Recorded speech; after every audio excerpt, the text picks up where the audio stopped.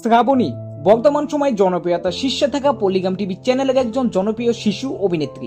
যারা প্রতিনিয়ত Polygram TV চ্যানেলগুলো দেখেন তারা হয়তো সকলেই এই শ্রাবণীকে চিনেন। খুবই কম বয়সী অভিনেত্রী শ্রাবণী তার দুর্দান্ত অভিনয় দিয়ে লাখো লাখো মানুষের মনে জায়গা করে নিয়েছে। কিন্তু বন্ধুগণ, আপনি কি জানেন বাস্তব জীবনে কে এই শ্রাবণী, কিংবা তার আসল পরিচয়?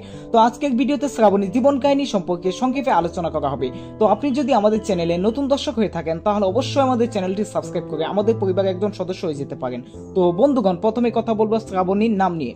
তো শ্রাবণীর আসল নাম হচ্ছে শ্রাবণী খাতুন, কিন্তু বর্তমান সময়ে লাখো লাখো দর্শকেরা তাকে শ্রাবণী নামেই চিনে। জনপ্রিয় অভিনেত্রী শ্রাবণী 2011 সালে নদিয়া জেলার আজলামপুর গ্রামে জন্মগ্রহণ করেন। সেই হিসাব মতে বর্তমানে শ্রাবণীর বয়স হচ্ছে 14 বছর। শ্রাবণী বর্তমানে তার স্থানীয় মাধ্যমিক ও উচ্চ মাধ্যমিক স্কুলে পড়াশোনা করতেছে।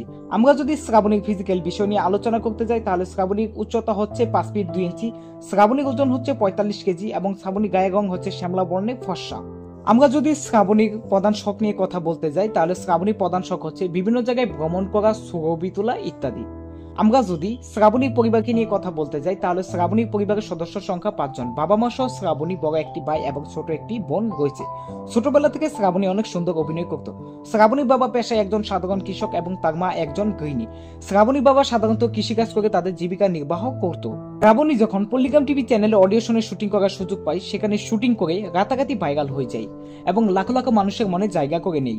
বর্তমানে শ্রাবণী অনলাইন থেকে পল্লিগ্রাম টিভি চ্যানেলের পক্ষ থেকে প্রতি মাসে প্রায় 30,000 টাকা পেমেন্ট পেয়ে থাকে এবং শ্রাবণীকে যখন পার ভিডিওতে পেমেন্ট করা হতো তখন প্রায় পল্লিগ্রাম টিভি চ্যানেলের পক্ষ থেকে প্রতি ভিডিওতে প্রায় 5,000 করে টাকা ইনকাম করতো।